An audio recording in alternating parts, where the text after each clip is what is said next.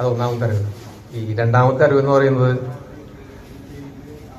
എന്റെ മകൻ എന്നൊരു കൺസെപ്റ്റാണ് ഇത്ര നാൾ എനിക്കുണ്ട്. എനിക്കൊരു മകനുള്ളൂ, എന്റെ മകൻ.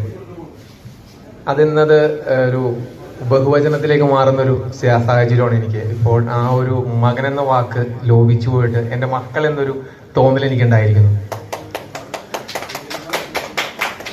ഇത് സുനിൽ പീഠം സാറ്, രാജേഷ് സാറിന്റെ സമകാലീന ക്ലാസ്മേറ്റൊക്കെ ആയിരിക്കും. അദ്ദേഹം എനിക്ക് ഇംഗ്ലീഷ് എടുത്തിരുന്നു. അദ്ദേഹം ക്ലാസ് എടുക്കുമ്പോൾ പറയുന്ന ഒരു കാര്യമാണ് അപരസ്നേഹം.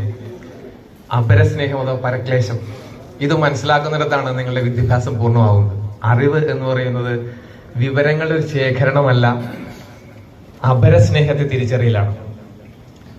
ഹമ്മിലൂടെ ആദ്യം മനോജും മറ്റും അപരസ്നേഹത്തിന്റെ ചില ലാഞ്ചനകൾ ഞങ്ങളുടെ മനസ്സിലേക്ക് കൊണ്ടുവന്നുവെങ്കിലും ഇന്ന് ഈ നിമിഷം അപരസ്നേഹം എന്നർത്ഥം ഞാൻ മനസ്സിലാക്കുകയാണ് 10-30 വർഷത്തെ പഠനത്തിന് ശേഷം. മക്കളോട് എനിക്ക് പറയാനുള്ളത്, അറിവ് എന്ന് പറയുന്നത്, വിദ്യാഭ്യാസം എന്ന് പറയുന്നത് വിവരശേഖരണമാണ്, സംശയമില്ല. 1947 ആഗസ്റ്റ് 15 സുനിൽ സാർ ഉദാഹരണമാണ്. എന്ന് പറയുന്നത് ഒരു വിവരമാണ്. ആ വിവരത്തിന്റെ ശേഖരണമാണ് അറിവ്. അതിന്റെ ആകത്തുകയാണ് വിദ്യാഭ്യാസം നമ്മൾ പൊതുവിൽ പറയുന്നത്. അതിനപ്പുറം അറിവിന് മറ്റൊരർത്ഥമുണ്ട് എന്ന് പറയുന്നു, വിവേകം. ആശാൻ പറയുന്ന പോലെ അന്യജീവനുദിക്ക് സ്വജീവിതം ധന്യമാക്കും അമലേ വിവേകികൾ. അത് അറിവിന്റെ ഒരു മറ്റൊരർത്ഥമാണെന്ന് പറയുന്നു.